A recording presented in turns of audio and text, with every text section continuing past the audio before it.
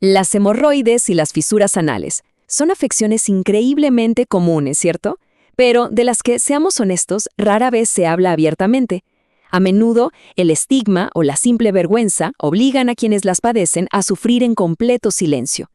Y este desconocimiento de la anatomía básica lleva, lamentablemente, a incontables intentos fallidos de tratamientos caseros que, al final del día, solo empeoran el problema. Por eso, en esta revisión detallada vamos a ofrecer una mirada completamente objetiva y rigurosamente clínica a este tema. Vamos a ir paso a paso, desde el diagnóstico inicial hasta las decisiones más críticas que se toman dentro del quirófano.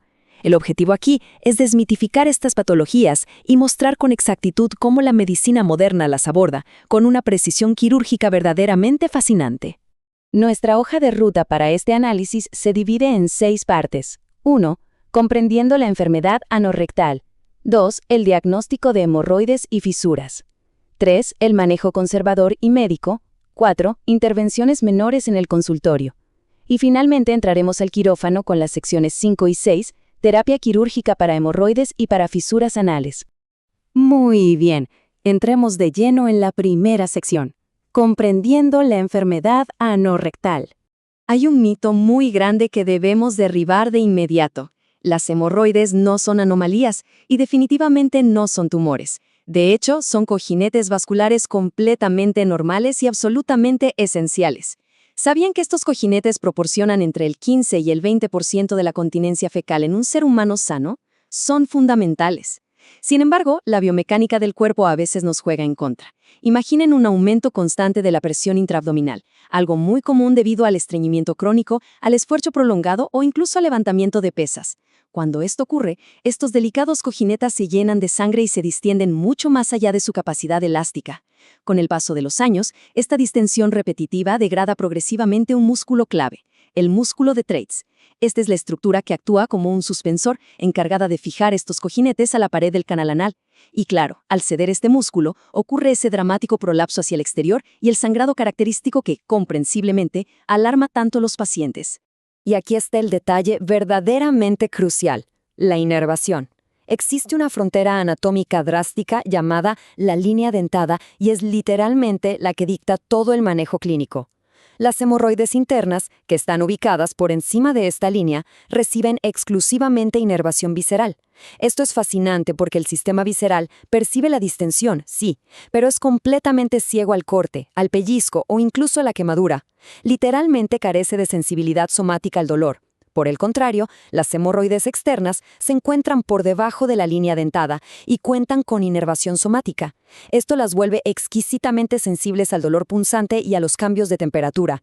Comprender esta diferencia nerviosa es vital. Nos explica directamente por qué es totalmente posible realizar intervenciones médicas para hemorroides internas ahí mismo, en el consultorio, sin necesidad de administrar ni una sola gota de anestesia. Pasemos ahora a la sección 2. Diagnóstico de hemorroides y fisuras. Ahora bien, una condición clínica completamente distinta es la fisura anal crónica, y para entenderla necesitamos profundizar en cómo funciona el flujo sanguíneo local. Básicamente, las fisuras son desgarros lineales en el canal anal distal, y es súper importante notar que la inmensa mayoría ocurren justo en la línea media posterior. ¿Por qué exactamente ahí? Bueno, resulta que esa zona anatómica es un área divisoria, lo que significa que recibe una perfusión sanguínea notablemente menor que el resto del canal.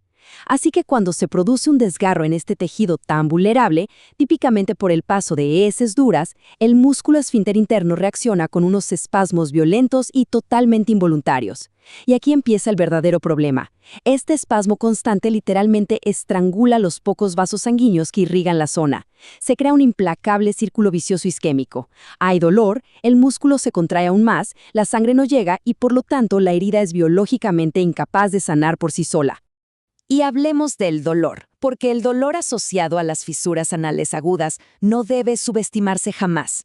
Clínicamente es muy común escuchar descripciones de este dolor durante la defecación como si, cito textualmente, se estuvieran pasando hojas de afeitar o fragmentos de vidrio.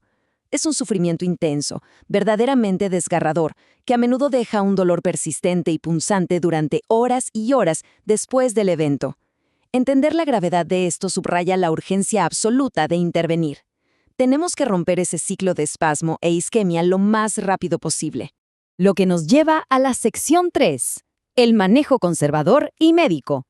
Al establecer un manejo conservador que dura típicamente unas 6 a 8 semanas, es fascinante observar el mecanismo de acción detrás de recomendaciones que suenan tan simples.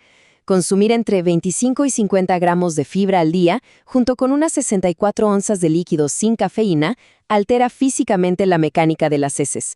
Crea un bolo suave y voluminoso que dilata delicadamente el canal sin causar ese traumatismo por cizallamiento. Otra regla de oro: el tiempo en el inodoro debe limitarse estrictamente a un máximo de 3 a 5 minutos. Sentarse por más tiempo crea un efecto de vacío que promueve una acumulación venosa totalmente innecesaria. Y por último, los famosos baños de asiento. No son un mero tratamiento de spa para sentirse bien un rato, se basan en principios de termodinámica pura. El calor del agua induce una profunda vasodilatación, relajando mecánicamente ese terrible espasmo del esfínter interno y fomentando el drenaje del edema celular. Es la forma perfecta de permitir que la sangre rica en oxígeno regrese por fin al tejido lesionado. Avanzamos a la sección 4, intervenciones menores en consultorio. Cuando las medidas conservadoras no logran revertir el daño en las enfermedades hemorroidales tempranas, pasamos al siguiente nivel: la ligadura con banda elástica. Y francamente, este es un procedimiento de una elegancia clínica excepcional. Utilizando instrumentos muy especializados, se despliega una pequeñísima banda de goma exactamente a 1 centímetro por encima de la línea dentada. ¿Recuerdan esa zona? Es la de inervación puramente visceral, donde no hay dolor. Al estrangular la base de ese cojinete vascular, se corta instantáneamente el flujo sanguíneo. El tejido redundante se vuelve isquémico, se necrosa y simplemente se desprende de forma natural en unos pocos días. Pero la verdadera magia clínica ocurre justo después. La pequeña úlcera que queda sana mediante fibrosis, y esa cicatriz actúa como un ancla biológica. Fija y tensa la mucosa nuevamente a la pared muscular, curando el prolapso desde su misma raíz anatómica. Todo esto sin pisar un quirófano. Pero es natural preguntarse, ¿qué sucede en etapas más avanzadas? Cuando el tejido está demasiado prolapsado, crónicamente inflamado, o peor aún, existe gangrena. Es en ese punto donde el manejo médico y las intervenciones menores sencillamente alcanzan su límite terapéutico. Entramos entonces a la sección 5, terapia quirúrgica para hemorroides. Aquí es donde entra la hemorroidectomía por escisión, un procedimiento que exige una inmensa precisión técnica y un manejo extraordinario de la tensión del tejido. El verdadero desafío en el quirófano radica en disecar un tejido que es altamente vascular y sangrante, y que además se encuentra a milímetros del complejo del esfínter interno. El cirujano tiene que avanzar muy lentamente, separando el tejido enfermo sin dañar ni una sola de las fibras musculares responsables de la continencia. Es, literalmente, un trabajo de pura preservación anatómica. Se requiere una disección súper limpia hasta alcanzar el pedículo vascular principal en el vértice, el cual debe ser ligado firmemente con suturas de alta resistencia. Este paso es absolutamente indispensable para prevenir hemorragias posoperatorias que, de otro modo, podrían ser catastróficas. Al desglosar los pasos operativos de esta cirugía, surge un detalle técnico innegociable para asegurar la calidad de vida futura del paciente. Al extirpar las columnas hemorroidales, es un requisito absoluto dejar un puente de piel intacta, lo que conocemos como anodermo, de al menos 1 centímetro entre cada herida. Si un cirujano extirpa demasiado tejido buscando limpiar toda la zona circunferencialmente, la herida, al cicatrizar, se contraerá. Es inevitable. Y esa contracción masiva sin esos puentes de piel elástica provocará una estenosis anal severa. Estamos hablando de un estrechamiento rígido e incapacitante del canal que convierte la defecación en una completa imposibilidad mecánica. Por lo tanto, el éxito de esta cirugía es en esencia un ejercicio de arquitectura fina y de prever exactamente cómo cicatrizará el tejido meses en el futuro. Ahora, para llevar a cabo esta reparación, existen 2 enfoques clásicos a nivel mundial. Por un lado, tenemos la técnica abierta de Milligan Morgan, que es muy popular en Europa. Esta técnica extirpa el tejido y deja la herida completamente expuesta para que sane por intención secundaria, es decir, de adentro hacia afuera, a lo largo de varias semanas y con cuidado meticuloso. Por otro lado, está la técnica cerrada de Ferguson, muy favorecida en Norteamérica. Esta utiliza suturas absorbibles para afrontar y cerrar los bordes de la herida al final del procedimiento. Desde una perspectiva de recuperación, el método cerrado suele ofrecer un control inicial ligeramente superior frente al dolor postoperatorio. Y este es un factor crítico, ya que el manejo del dolor severo durante la primera semana es el desafío número 1 después de una alteración anatómica tan profunda. Pasamos ahora a la última sección, sección 6, terapia quirúrgica para fisuras anales. Recuerden ese círculo vicioso de espasmo e isquemia de las fisuras crónicas. Para romperlo existen dos abordajes intervencionistas, pero con mecanismos de acción muy diferentes. El primero es la aplicación de toxina botulínica, el famoso Botox. Esto causa una denervación química local. Al inyectarse, bloquea la liberación de acetilcolina en las terminaciones nerviosas. Esto induce una parálisis temporal y súper controlada del esfínter interno, relajando el espasmo durante los meses críticos que la fisura necesita para sanar, y todo sin alterar permanentemente el músculo. El segundo enfoque es la esfinterotomía lateral interna. Esto es un contraste agudo, porque es una división física, quirúrgica y permanente de las fibras musculares. Básicamente, el abordaje químico es ideal para preservar el esfínter en personas que tienen riesgo de incontinencia, mientras que la cirugía física es la solución definitiva para una hipertonía severa y refractaria.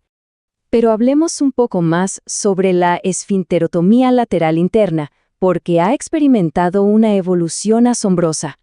Históricamente, se cortaba una porción generosa del músculo para asegurar la relajación. El problema era el terror constante a provocar incontinencia fecal de por vida. Hoy en día, la técnica exige una intervención estrictamente a medida. Esto significa que el cirujano mide milimétricamente y corta el esfínter anal interno únicamente hasta la altura del ápice, que es el borde superior de la fisura. Limitar la incisión física con esta asombrosa precisión proporciona la relajación exacta y necesaria para curar la isquemia, alcanzando una tasa de curación sin precedentes del 99.6%. Y lo mejor es que preserva suficiente músculo intacto como para reducir el riesgo de incontinencia a niveles estadísticamente insignificantes. Sin embargo, siempre hay casos más complejos. ¿Qué pasa con los pacientes que ya tienen daño muscular previo, o un tono del esfínter debilitado, tal vez por la edad o por partos múltiples? En estos escenarios, cortar el músculo, por poco que sea, está absolutamente contraindicado. Aquí es donde brilla la solución geométrica, el colgajo de avance anocutáneo en forma de V-Y. En lugar de dividir el músculo, el cirujano dibuja y moviliza una porción de piel sana en forma de V, ricamente vascularizada, desde el exterior del margen anal. Este colgajo se desliza hacia el interior del canal para tapar físicamente la fisura. La brillantez de este abordaje radica en que traslada una fuente de suministro de sangre nueva, vigorosa e intacta, directamente a esa zona isquémica. Logra una cicatrización completa sin sacrificar ni una sola fibra de un músculo que ya estaba comprometido. Es una genialidad quirúrgica. Para concluir este análisis, queda muy claro que la ciencia quirúrgica y el manejo médico actual ofrecen un protocolo altamente estructurado y definitivo. Se avanza con una precisión enorme, desde simples ajustes en la termodinámica con baños de asiento hasta reconstrucciones arquitectónicas milimétricas en el quirófano. La medicina moderna tiene la capacidad de reconstruir la anatomía y restaurar la calidad de vida casi al 100%. Así que, después de explorar este asombroso arsenal terapéutico, nos queda una reflexión ineludible. ¿Cuánto sufrimiento humano se está prolongando innecesariamente en silencio simplemente porque el estigma impide pedir ayuda? Es momento de cambiar esa narrativa. Gracias por acompañarnos en esta exploración médica.